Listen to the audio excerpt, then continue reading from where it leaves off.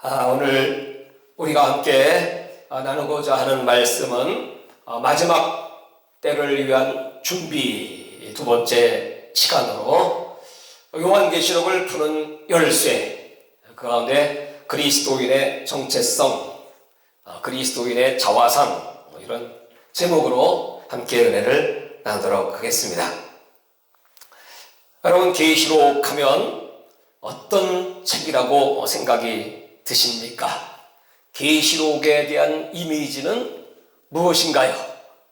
대다수의 사람들은 계시록 하면 제일 먼저 떠오르는 단어가 심판, 또는 휴거, 또는 666, 또는 적그리스도, 이런 단어들을 많이 떠올리죠. 그러나 요한계시록을 기록한 사도 요한의 진심, 하나님의 의도는 그것은 일부이고, 이 요한계시록은 찬양 또는 예배, 또 위로, 소망, 믿음, 축복, 승리, 그리고 심판, 이런 여러 가지 메시지가 복합적으로 기록되어 있습니다. 그래서 우리가 이 요한계시록을 읽을 때 오늘 서론격인 이 1장의 말씀이 참 중요하다고 하는 것입니다. 오늘 이 사도 요한이 이 글을 기록할 때가 97년에서 98년 경이었습니다.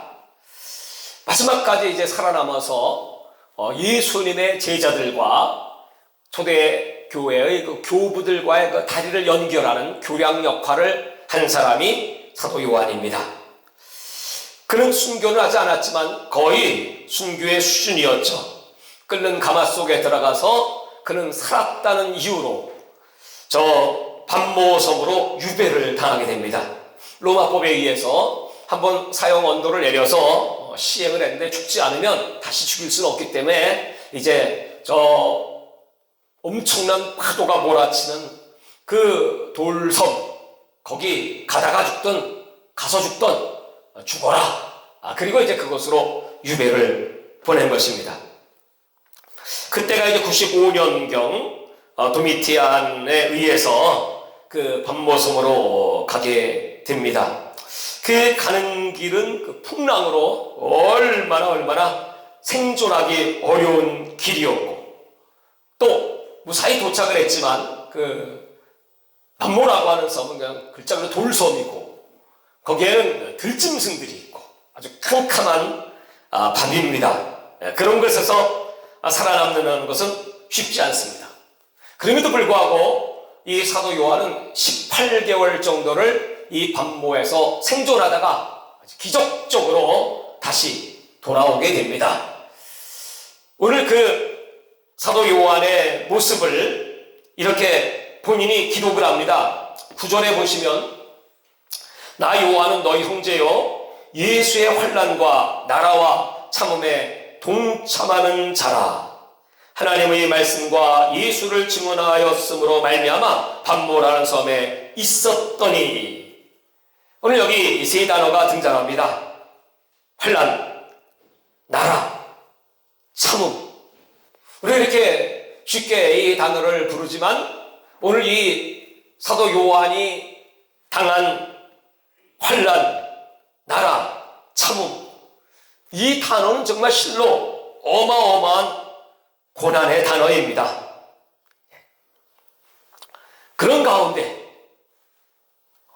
하나님께서 특별한 은혜를 이 요한에게 베푸셔서 친히 나타나 주시죠. 주의 날에 성령이 감동되어 내 뒤에 나는 나팔 소리 같은 큰 음성을 들으니, 7 교회에 편지를 쓰라고 하시면서 나타나신 예수님의 모습이 1장 13절부터입니다. 13절, 촛대 사이에 인자 같은 이가 발에 끌리는 옷을 입고 가슴에 금띠를 띠고. 14절 같이 한번 읽으실까요? 시작. 그의 머리와 털의 희가 흰 양털 같고 눈 같으며 그의 눈은 불꽃 같고 그의 발은 풀무불에 단련한 빛난 주석 같고 그의 음성은 많은 물소리와 같으며 그의 오른손에 7별이 있고 그의 입에서 좌우에 날선 거음이 나오고 그 얼굴은 해가 힘차게 비치는 것 같더라. 여러분, 이 예수님의 모습을 보는 순간 이 사도 요한이 어떻게 됐겠습니까? 그가 보았던 예수님은, 마지막 보았던 예수님은 어떤 예수님이신가요? 십자가에 못 박혀 죽으시는 예수님. 채찍에 맞고 피 흘리고 처절하게 죽음의 길로 가시는 그 예수님을 보았던 그가 오늘 전혀 다른 모습의 왕으로 이 놀라운 모습을 보는 순간에 이 요한은 어떻게 됐습니까? 17절, 내가 볼 때 그의 발 앞에 엎드려져 죽은 자같이 되매.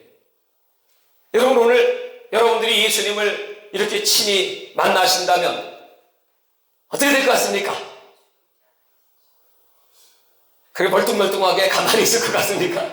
네, 죽은 자같이 그 발 앞에 엎드려지겠죠. 너무나 충격적인, 너무나 엄미하신 그 권능의 그 예수님의 얼굴을 보는 순간에 정말 평소에 예수님의 가슴에 기대어 밥을 먹었던 사랑받는 제자, 지금은 순교의 길을 가고 있는 제자, 살 소망도 가치도 어떠한 희망도 없는 그 캄캄한 바위섬, 그곳에서 예수를 만날 줄이야 얼마나 놀라운 역사입니까? 그 죽은 자같이 되매, 십자가의 처참한 모습이 아닌 그런 최고 영광스러운 예수님의 모습을 보면서 얼마나 위로가 되고 힘이 되겠습니까? 그 감동으로 이제 이 계시록을 기록하는 것입니다. 우리가 오늘 예수님을 만난다면 이렇게 그 발 앞에 엎드릴 겁니다. 우리가 종종 집회를 할 때 이렇게 안수를 하든지 뭐 기도하다 보면 막 사람들이 막 엎드려지고 자빠지고 막 그런 현상들을 볼 수 있죠. 보통 사람들이 그런 모습을 보면서 정말 하나님의 영광이 이 집회에 나타나는구나 이렇게 인정하시는 분도 계시지만 또 많은 분들은 이거 사기야, 거짓말이야, 쇼야, 짜고 하는 거야, 뭐 이렇게 별 얘기를 다 하시는 분들도 있죠. 그런 분들은 이 하나님의 임재를 체험해보지 못해서 그렇죠. 정말 하나님을 만나면 누가복음 4장 35절에 보면 예수님께서 귀신을 꾸짖습니다. 잠잠하고 그 사람에게서 나오라 하시니 귀신이 그 사람을 무리 중에 넘어뜨리고 나오되 그 사람은 상하지 아니하였더라. 그렇습니다. 귀신이 떠나가면서 그 사람을 넘어뜨리니 그 사람은 상하지 않았다. 오늘 우리가 하나님의 그 임재 앞에서 정말 두렵고 떨리는 그 상황에 오늘 예수님은 오른손을 내게 얻고 이르시되 두려워하지 말라. 오늘 예수님께서 능력의 오른손을 펼쳐 여러분 머리 안수해 주시고 두려워하지 말지어다. 아멘. 오늘 아마 이 사도 요한은 이 말씀에 엄청 힘을 얻고 능력을 회복해서 내가 해야 될 일이 무엇인가? 왜 나를 살려주었을까? 하면서 사명을 찾게 되겠죠. 오늘 그 예수님이 1장 4절부터 보면 사명은 바로 7교회에 편지를 하라고. 지금 7교회는 어떤 형편입니까? 그 핍박으로 말미암아 12 사도 마지막 요한까지 이제 유배당하고 더 이상 우리가 이 신앙을 지탱할 수 있을까?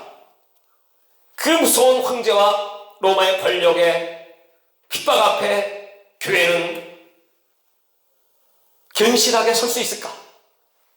다 두려워 떨며 어떻게 우리는 생존할 수 있을까? 신앙을 지킬 수 있을까? 하는 그런 일곱 교회에 오늘 이 메시지를 전달하면서 5절 보시면 충성된 증인으로 죽은 자들 가운데서 먼저 나시고 땅의 임금들의 머리가 되신 예수 그리스도로 말미암아. 오늘 그 인사가 무엇입니까? 은혜와 평강이 너희에게 있기를 원하노라. 은혜는 받을 자격이 전혀 없는 저와 여러분들이지만 하나님이 그리스도의 십자가의 공로로 우리를 구원해 주셨고, 하나님이 은혜 받은 자에게 주시는 최고의 선물은 평강이니 샬롬. 오늘 우리 모두에게도 은혜와 평강이 함께 하시기를 바랍니다. 우리를 사랑하사 그의 피로 우리 죄에서 우리를 해방하시고, 그의 피로 우리를 죄에서 해방하신 예수님. 그리고 이제 6절, 여기 우리의 정체성이 기록되어 있습니다. 다 같이 읽겠습니다. 시작. 그의 아버지 하나님을 위하여 우리를 나라와 제사장으로 삼으신 그에게 영광과 능력이 세세토록 있기를 원하노라. 아멘.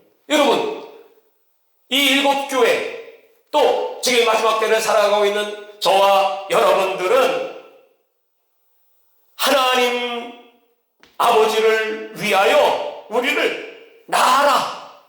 여러분, 나는 나라입니다. 저와 여러분은 나라입니다. 킹덤, 왕국. I am a kingdom. 내가 나라야. 내가 하나님의 왕국이야. 아니, 지금 여기 일곱 교회와 지금 핍박 속에, 그 어둠 속에서 죽어가고 있는 이 성도들에게 이 메시지, 진짜 나는 나라인가? 그리고 진짜 나는 제사장인가? 오늘 이 메시지, 이스라엘 백성들에게, 또 당시 유대인들에게 있어서는 어제도 계시고 시방도 계신 예수 그리스도, 그 말은 출애굽기 3장에 모세가 하나님을 대면했을 때 하나님은 그 이름을 나는 나다 이렇게 말씀했죠. I am that I am. 나는 자존하시는 하나님이다 이렇게 말씀했습니다.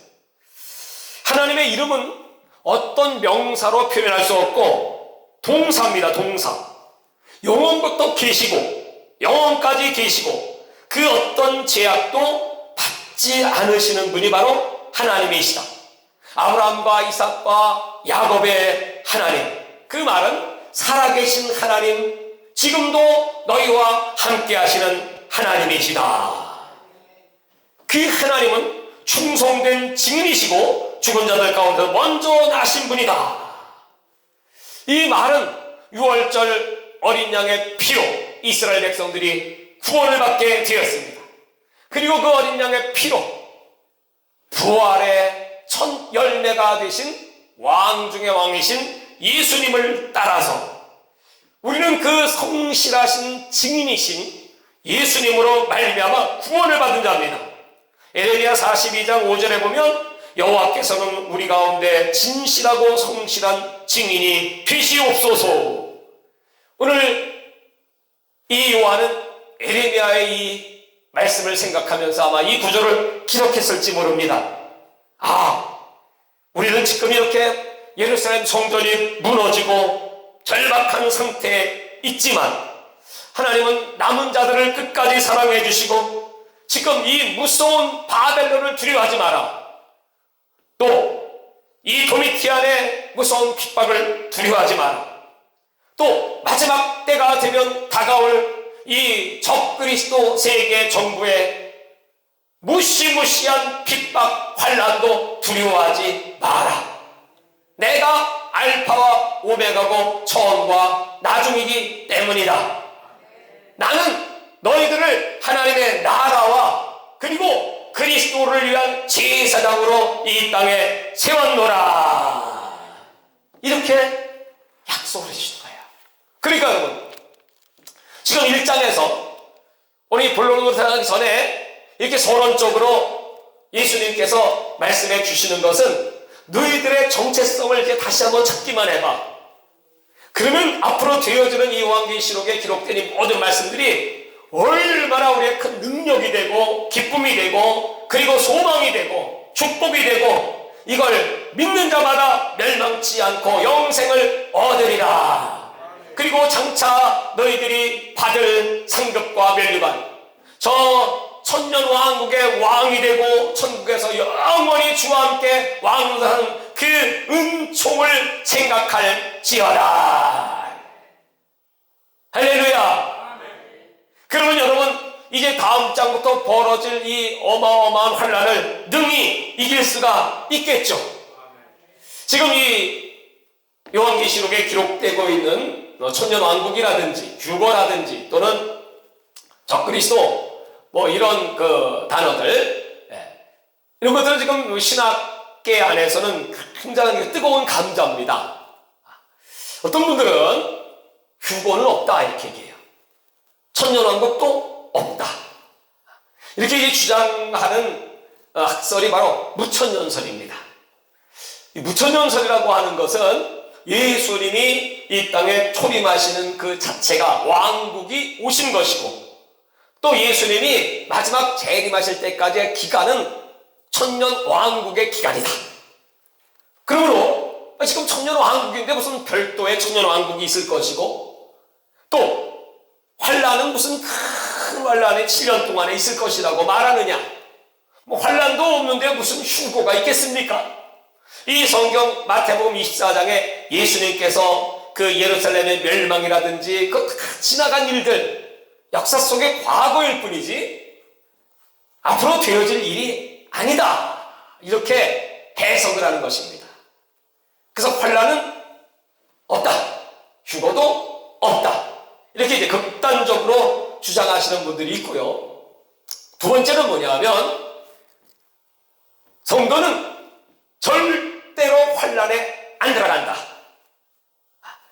어떤 목사님들의 강의를 들어보면 이분 참 영성이 훌륭하신 분인 것 같고 또 많은 그 영적 지식이 있고 또 이런 세계 정세라든지 이런 판단력도 뛰어나고 그 말씀을 들으면 참 은혜가 됩니다. 그런데 마지막에 가서 모든 성도는 몽땅 환란 전에 휴거된다 이렇게 말하시는 분이 있어요. 그럼 잘 나가다가 성경과 빗나가는 거죠.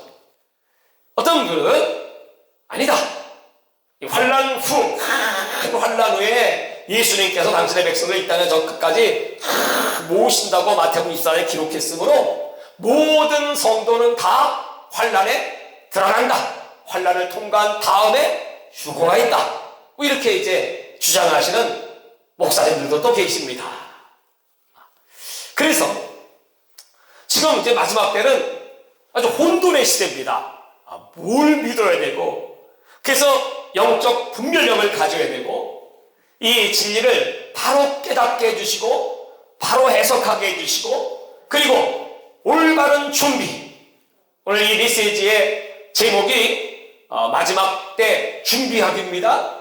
올바른 준비가 필요합니다. 올바른 지식을 통하여 올바른 준비를 하고 주님을 정말 기쁨으로 맞이하고 주님 앞에 서는 그날 칭찬받을 수 있도록 잘하였도다 착하고 충성된 종아 내 보좌에 함께 앉아 열 고울의 권세를 누릴지어다. 아멘 하시는 분은 그렇게 되겠죠? 할렐루야. 자, 이와 같이 그 예표로 이 성경에는 구약시대 증거가 있습니다.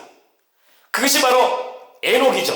죽음을 보지 않고 휴고한 성도의 예표. 창세기 5장 24절에 에녹이 하나님과 동행하더니 하나님이 그를 데려가심으로 세상에 있지 아니하더라. 그 말씀을 히브리서 11장 4절에는 믿음으로 에녹은 죽음을 보지 않고 옮겨졌으니 하나님 그를 옮기심으로 다시 보이지 아니하였느니라. 아니, 모든 사람이 한 번 살다 죽는 건 정한 이치다. 히브리서 9장 27절입니다. 죽음은 정한 이치인데 에녹은 죽지 않았습니다. 사람은 아담의 범죄로 말미암아 선악을 알게 하는 나무의 열매를 먹지 말라, 네가 먹는 정령 죽으리라. 창세기 2장 11절에 말씀을 했는데, 죄의 삭은 사망, 로마서 6장 23절에 사망은 모든 인간에게 다 필수적인 것인데 에녹은 죽지 않고 하늘로 올라갔다.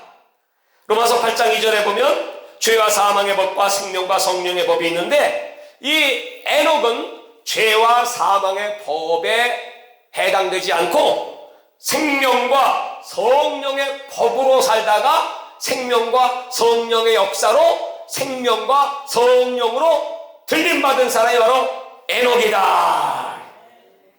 에녹같이 되기를 원하면 아멘 하시기 바랍니다.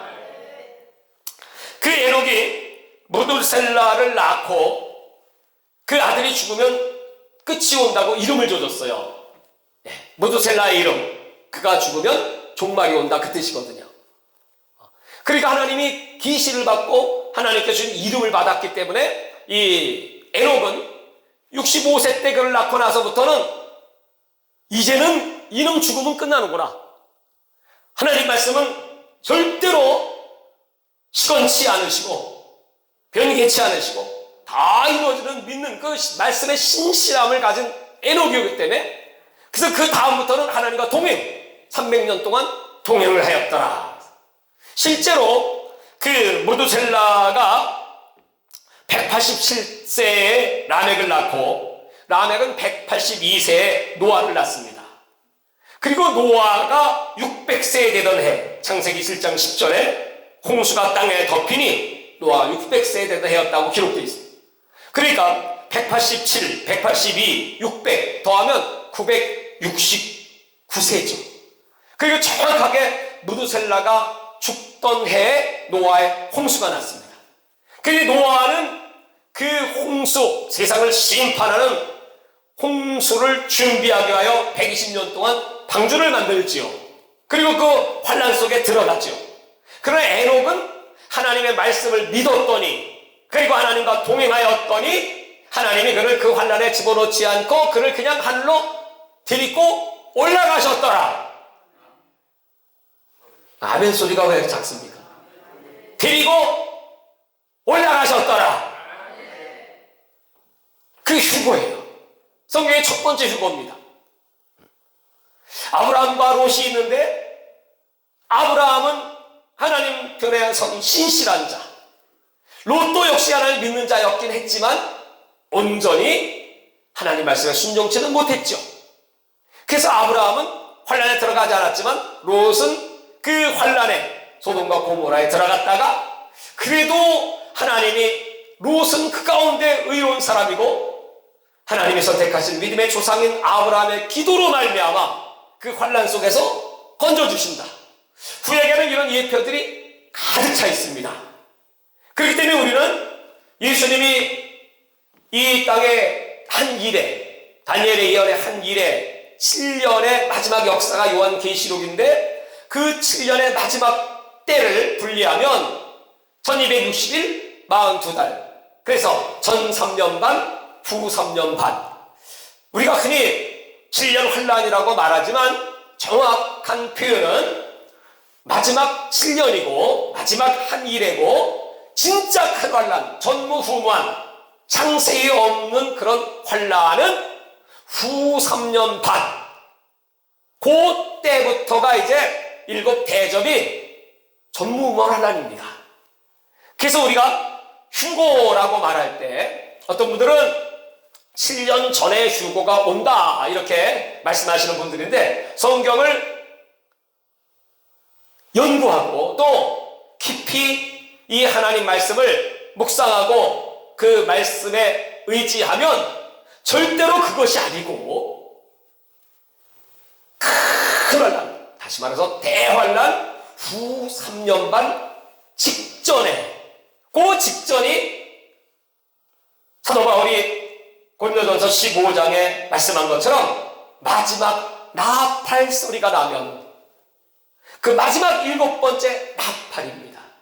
그것이 요한계시록 11장 15절인데 그 나팔 소리가 나면 그 다음에 이제 휴고가 있는데 성경 아주 정확하게 복음으로 말미암은 하나님의 아들들 거듭난 철장 권세를 가지고 하나님의 역사에 동참했던 저 예수님 당시의 12제자와 같이 그런 정말 이 세상에서 예수님과 복음을 위하여 충성했던 또 에녹같이 경건하고 거짓이 없고 흠이 없고 그리스도의 그 아름다운 형상을 본받고 점도 없고 흠도 없이 10처녀 중 5처녀와 같이 등과 기름을 풍성하게 준비했던 그런 여러분 같은 분 한 분만 아멘이네. 여러분 같은 분 아이 그렇게 되길 원하면 아멘 하세요. 그러한 자들을 하나님이 이리로 올라오라 그렇게 하루 파줍니다. 렉처입니다. 낚아채는 겁니다. 끌어당기는 겁니다. 끌휴 당길 거 그것이 그러난 전에 있고 또 환난 시작된 다음에 또 하나님께서 예수님께서 친히 이 땅에 나를 들고 강림하셔서 익은 곡식 알곡들을 추수하는 때가 있으니 사랑하는 여러분 지금 이러한 하나님의 시간표 하나님의 스케줄을 잘 모르면 여러분 얼마나 힘들고 방황하고 사탄에게 속고 이단에 넘어가고 그래서 지금 이 말씀을 읽는 자 듣는 자 그 가운데 기록된 것을 지키는 자는 복이 있으니 때가 가까우니라. 할렐루야. 때가 가깝기 때문에 그렇습니다.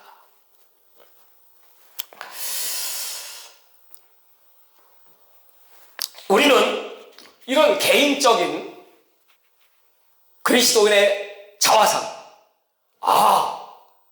내가 이렇게 하나님의 나라로 선택을 받았다면 그리고 그리스도의 제사장이 되었다면 능히 오늘 사도 요한에게 만나주셨던 그 예수님이 동일하게 지금 나와 함께 하실 것이고 분명히 20절에 보면 내가 본 것은 내 오른편에 7별의 비밀과 또 7금촛대라 7별은 7교회의 사자요 7촛대는 7교회라.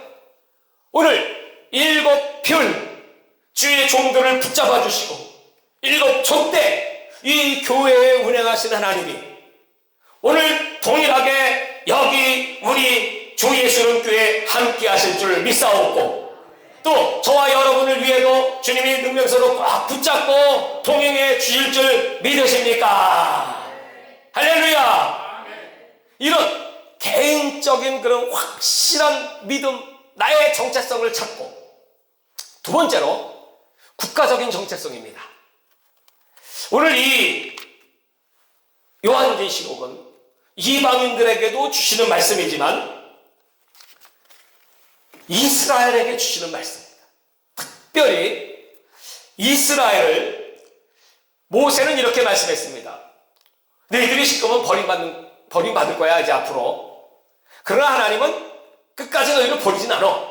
예수를 부인했고 예수를 팔아버렸고 또 하나님의 율법과 계명을 지키지 않았기에 너희들이 이와 같이 바벨론 포로가 되기도 하고 전 세계에 흩어진 디아스포라가 되기도 하지만 신명기 32장 21절에 보면 이스라엘이 하나님이 아닌 것으로 내 질투를 일으키고 허무한 것으로 내 진노를 일으켰으니 나도 백성이 아닌 자로 그들을 움직여 질투나게 하며 어리석은 민족으로 그들이 분노를 일으키리로다. 이 이스라엘이 하나님의 말씀에 바로 서지 못했기 때문에 그렇지만 그들을 내 백성이 아닌 자로 그들을 움직여. 그러니까 처음부터 선택했겠지만 물론 그때 당시만 해도 전혀 이스라엘 백성들에게는 자신들 외에 이스라엘 외에 어떤 다른 이방 민족이나 사람을 선택했다는 것은 있을 수 없는 일입니다.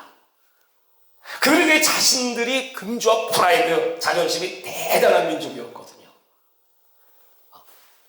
근데 하나님께서 마지막에 이 이스라엘을 회개를 시키고 쓰실 것이라고 했는데, 예레미야는 그 이스라엘을 환상을 보는데 살국꽃의 환상을 봅니다. 그 살국꽃이라고 하는 것은 가장 먼저 꽃을 피고 가장 늦게 열매를 맺는 나무인데, 그것이 이스라엘이라고 하는 것입니다. 그 이스라엘은 처음에 하나님의 선택을 받았지만, 그러나 중간에 잠시 벌을 받았다가 마지막에 다시 쓰임받을 나라다. 그 역사를 하나님께서 이루어 가시면서 마지막 때 그 이스라엘을 질투나게 하는 민족이 누구일까? 회개를 시킨 민족이 누구일까? 세계 역사에 하나님의 관심은 딱 둘입니다. 첫 번째는 세계 선교의 완성입니다. 그래서 마태복음 24장 14절에 보면 이 총복음이 땅가 전파되면 끝이 온다. 두 번째는 이스라엘의 회복입니다. 마태복음 23장 39절에 보면 찬송하려다 주의 이름으로 오시는 이여 할 때까지 나를 보지 못하리라. 그 이스라엘 백성들이 주님을 찬송할 때까지, 회개할 때까지 잠깐 버리시지만 마지막은 그들이 다 회개하고 하나님 앞에 돌아올 것이다. 그래서 이렇게 하나님의 선택받은 백성에게 나타나는 특징이 있어요. 첫 번째는 다 같이 따라 한번 해봅시다. 선택을 받으면 고난을 받고, 고난받은 뒤 회복되고 마지막 때 쓰임받는다. 이거 공식입니다. 선택받은 사람들은 반드시 고난받고, 고난 후에 회복되고, 회복된 다음에는 쓰임받는다. 그것이 동일하게, 여러분, 동쪽 끝에 해 돋는 곳, 서쪽 끝에 해 지는 곳, 땅끝과 땅끝 이스라엘. 1948년도 똑같이 독립을 하고 건국을 하고, 그리고 하나님께서 예언을 해 주신 대로 이사야서 65장 1절에 보면 나를 구하지 아니하던 나라가 나를 찾아내었고, 나를 찾지 아니한 나라가 나를 발견하였고, 내 이름을 부르지 아니한 한 민족에게 내가 여기 있다. 상상하지 못한 그런 나라를 마지막에 하나님이 일으켜 주셔서 이사야 55장 5절에 보면 보라, 내가 알지 못한 한 민족을 이스라엘이 부를 것이며 너를 알지 못한 한 민족이 내게로 달려올 것이다. 여호와 네 하나님 곧 이스라엘의 거룩하신 하나님께서 너를 영화롭게 할 것이다. 하나님이 부르시는 나라, 부르신다고 하는 말을 카라라고 합니다. 부르는 자를 고레라고 합니다. 고레. 그래서 하나님이 부르신 나라, 그러니까 코레아입니다. 코레아, 코리아.